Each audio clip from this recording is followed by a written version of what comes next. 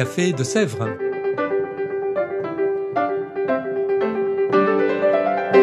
Au Café de Sèvres, on discute philosophie et théologie.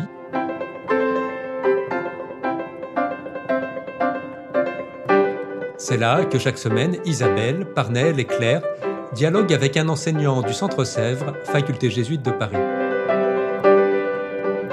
L'émission d'aujourd'hui est animée par Parnell Ledaga.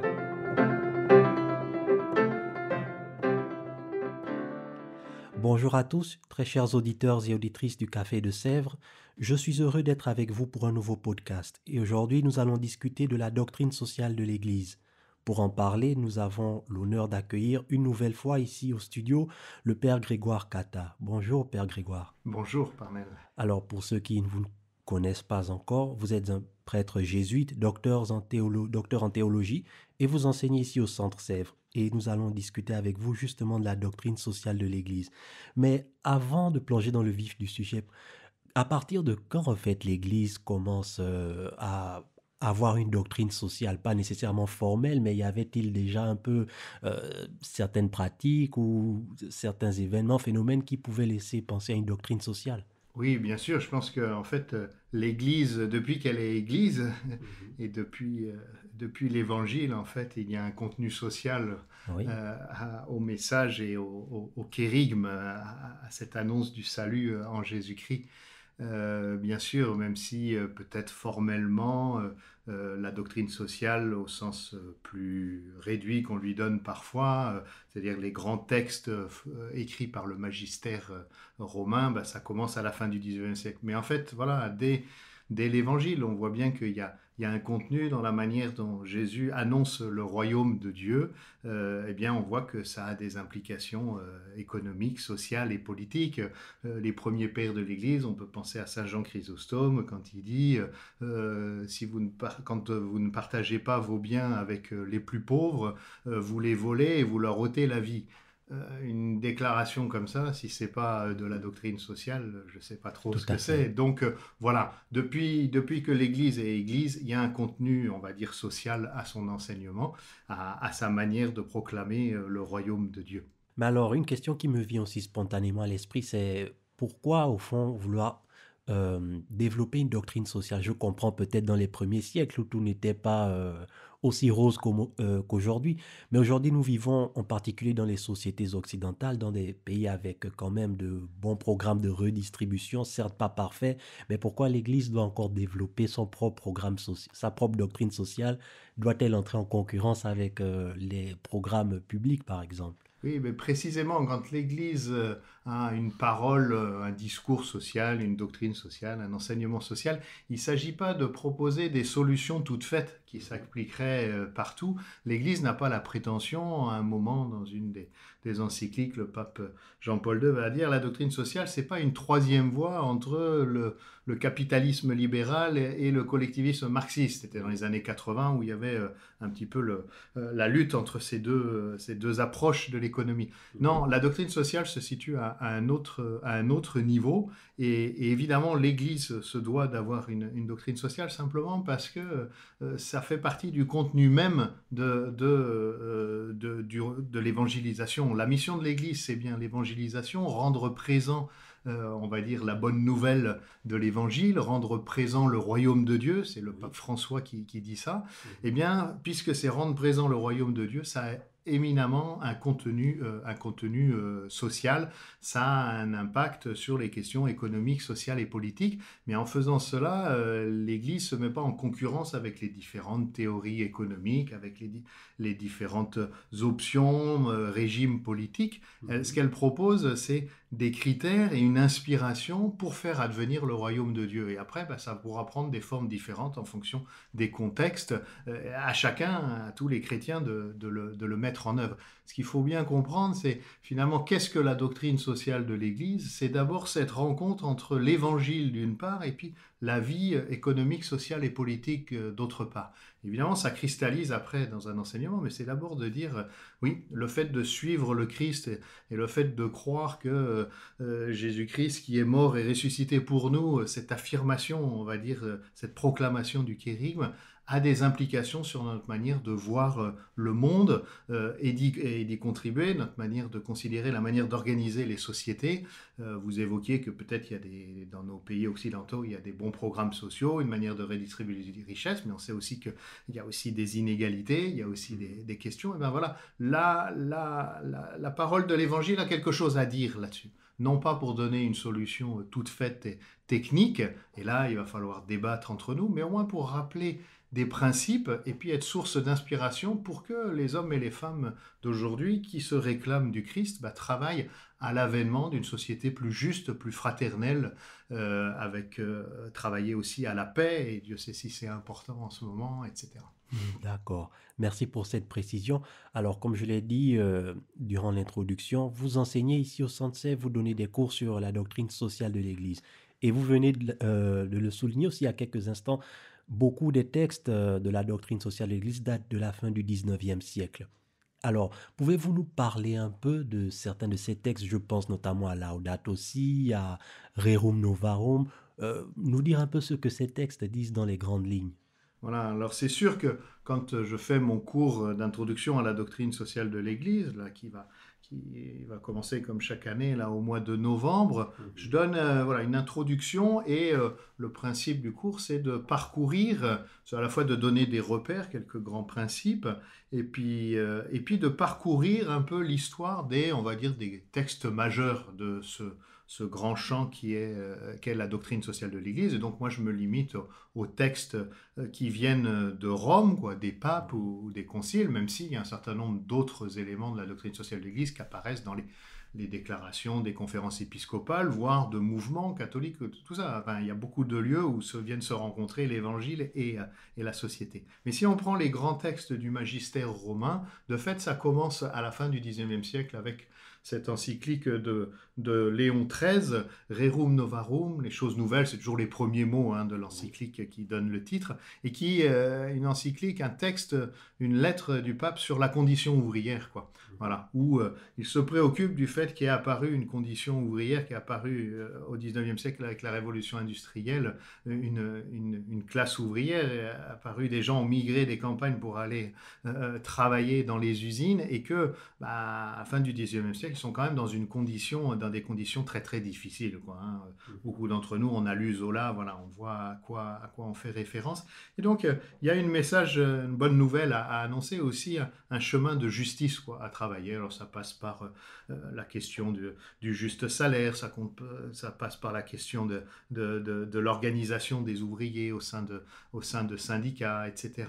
Mais voilà, ça c'est le début, la condition ouvrière. Puis après, régulièrement, les papes vont commémorer l'anniversaire de cette première grande encyclique. Ce sera l'occasion de refaire et de retravailler en fonction des nouvelles questions. En 1931, 40 ans après, on va voir Quadragesimo Anno, on va voir dans fin des années 30 des encycliques sur les régimes politiques, ayant trait au régime politique, condamnation du nazisme, condamnation du communisme. Voilà. Et puis dans les années 60, on a des textes importants. Il y a ce qu'a dit le Concile Vatican II, notamment le document sur l'Église dans le monde de ce temps, la Constitution sur l'Église dans le monde de ce temps, Gaudium et Spes, qui rentre dans un dialogue avec la situation du monde. Quelques années après, 1967, grande encyclique sur le développement humain intégral, une notion qui reste encore tout à fait valable aujourd'hui, qu'il faut adopter, mais le pape Paul VI va nous dire le développement humain, c'est pas simplement la croissance du PIB, c'est le développement de tout l'être humain et de tous les êtres humains en solidarité, toute l'humanité. Voilà. Et puis, voilà, d'autres textes vont venir, alors on les parcourt un petit peu pendant le cours, un grand texte sur le travail en 1981 du pape Jean-Paul II, et puis on arrive de fait plus proche de nous, après l'encyclique Caritas in Veritate du pape Benoît XVI, la première encyclique du XXIe siècle, l'encyclique sociale du XXIe siècle en 2009, on a les grandes encycliques du pape François. Laudato Si d'un côté, sur le soin apporté à la maison commune, et puis Fratelli Tutti sur la nécessité de construire ce nous qui va prendre soin de la maison commune, donc la question de la fraternité. Donc voilà, le fait de parcourir en fait tous ces textes-là permet de prendre conscience que la doctrine sociale de l'Église, elle est toujours en contexte. Il y a des éléments de réflexion qui disent quelque chose de la bonne nouvelle de l'Évangile, mais dans un contexte avec des questions particulières. Les questions de la fin du 19e siècle ne sont pas les mêmes que celles du début du 21e siècle. Il y a une dimension aussi, ça s'adresse parfois, il y a des résonances plus particulières dans une zone géographique, quoi. Plus particulière, on pense ces textes sur le nazisme ou sur le communisme. Mais au travers de ça, donc très incarné, dans un dialogue toujours important avec d'autres disciplines, les sciences sociales, la philosophie. Pour ce qui est de Laudato Si, on voit comment le pape prend bien en compte toutes les sciences du climat aussi, pour parler du changement climatique. Donc voilà, c'est une doctrine. Mais au travers de ça, il s'agit toujours de dire quelque chose du mystère de ce Dieu qui s'est incarné en Jésus-Christ et qui vient nous sauver. Il y a une vraie dimension de théologie. Ce n'est pas simplement une conséquence de la théologie, c'est aussi quelque chose qui dit quelque chose de Dieu. Voilà. D'accord. C'est vraiment un thème très passionnant, mais en restant sur terre, on s'imagine bien que la doctrine sociale de l'Église, lorsque les papes rédigent des encycliques, c'est pas Dieu qui leur dicte mot à mot ce qu'ils doivent écrire. C'est bien sûr leur propre intelligence et ils sont aussi influencés certainement par des courants, par des auteurs, par des pensées. Pouvez-vous nous dire quelque chose un peu sur les sources, les courants de pensée, les auteurs qui ont peut-être à un moment ou à un autre influencé des papes ou l'Église en général? Oui, alors évidemment, la doctrine sociale de l'Église et tous ces grands textes du magistère, ils sortent pas de nulle part et ils cherchent à traiter un certain nombre de questions, mais toujours en allant puiser dans un certain nombre de sources. Alors évidemment, quand on se pose des questions économiques, sociales, politiques, quelle est la bonne manière de faire, le discernement, quoi, on va aller à la fois s'inspirer des principes, on est des chrétiens, donc on va chercher du côté de la Bible, on va chercher du côté de notre tradition théologique, mais compte tenu des sujets, on va aussi rentrer en dialogue avec à la fois la philosophie, quelquefois la philosophie politique ou l'anthropologie, voilà. Donc ça, c'est une autre grande source. Et puis aussi les sciences sociales et les sciences humaines. On en a besoin. L'économie, voilà, à certains moments, on rentre en dialogue. Et ça va varier en fonction des époques, quoi. Et puis la dernière grande source aussi, c'est de partir de l'expérience même des chrétiens, l'expérience même de ceux qui sont à vivre dans ces questions économiques, sociales et politiques. Si Léon XIII, en 1891, a écrit quelque chose sur la condition ouvrière, c'est parce qu'il avait entendu des chrétiens, à la fois du côté des ouvriers et du côté des patrons, qui étaient venus lui faire remonter ce qu'il vivait et ce qu'il cherchait. Quand le pape Paul VI, en 1967, fait une encyclique sur le développement, la question du développement, et il va introduire cette notion de développement humain intégral, il va beaucoup s'appuyer, et d'ailleurs celui qui a écrit les brouillons de l'encyclique est bien connu, c'est le dominicain Louis-Joseph Lebray, qui était un économiste, beaucoup travaillé les questions de développement, et c'est lui qui a apporté des éléments. Donc voilà, la doctrine sociale de l'Église est vraiment à la fois la manière de dire quelque chose du contenu de la foi, mais forcément de manière très historique et intégrée, donc en dialogue avec la philosophie, avec les sciences sociales. Je dis même avec les sciences parce qu'on voit bien que dans des encycliques comme Laudato Si, il y a aussi des éléments qui sont puisés dans les sciences du climat, dans les sciences de l'écologie, quoi. D'accord, vraiment passionnant en effet. Un parcours avec pas mal de textes que vous aurez l'opportunité d'étudier, que vous ferez découvrir à vos étudiants. Mais ces textes, il faut le dire parfois, enfin, de mon expérience personnelle, ils sont parfois un peu compliqués à comprendre, un langage un peu abstrait. Alors pour quelqu'un qui aimerait s'initier à la doctrine sociale de l'Église, est-ce que vous pouvez nous recommander des textes, disons des auteurs, des ouvrages, pas tellement de vulgarisation, mais au langage un peu plus accessible, Oui, disons. je vais dire deux choses, parce que vous avez raison, les textes sont de nature un peu différente en fonction des papes, mais ça reste parfois, voilà, c'est peut être plus ou moins accessible directement, mais du coup c'est important d'être aidé, d'y être introduit. Et il y a un beau lieu de ressources sur la doctrine sociale de l'Église, c'est le site Doctrine sociale catholique, quoi, qui est piloté par le CERAS, mais en lien avec le service de la Conférence des évêques de France. Et là, vous trouvez à la fois tous les grands textes du magistère, mais aussi des introductions et puis des articles thématiques, pas sur le thème du travail, sur un principe de la doctrine sociale comme le bien commun. Voilà. Donc c'est un beau lieu de ressources. Puis en plus, il y a des liens aussi vers des ressources sous forme de vidéos, quoi, qui sont très, très accessibles.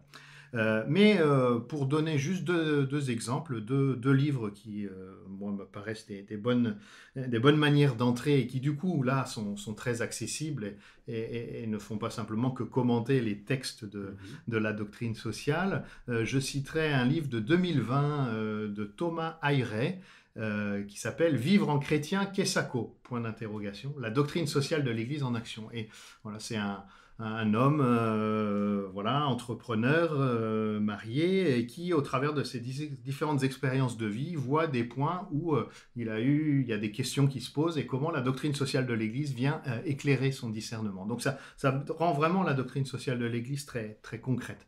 Et puis un autre livre, là d'un collègue théologien dominicain, qui s'appelle Jacques-Benoît Rocher, professeur à Fribourg, et son livre, paru tout récemment en 2022, s'appelle « Découvrez la doctrine sociale de l'Église avant d'aller voter ».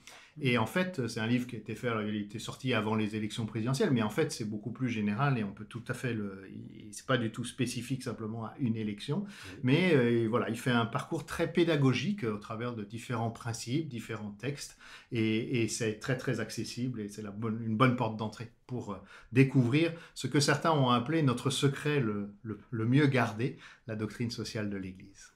D'accord.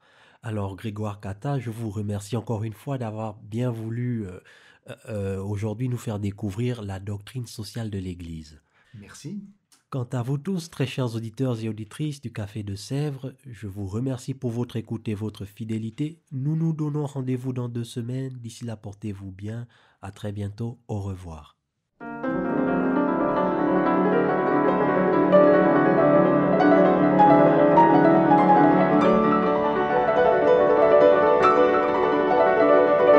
Vous écoutiez Café de Sèvres, le podcast du Centre Sèvres, Faculté jésuite de Paris, en partenariat avec RCF.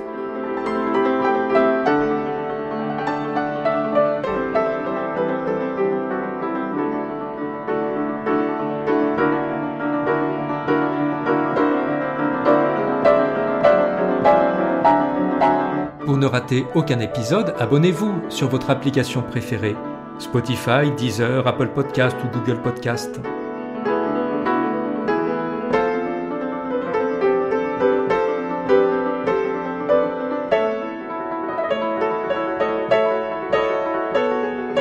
Et sur notre site internet www.centresèvres.com, découvrez l'ensemble de nos cours et conférences en philosophie et théologie. À bientôt.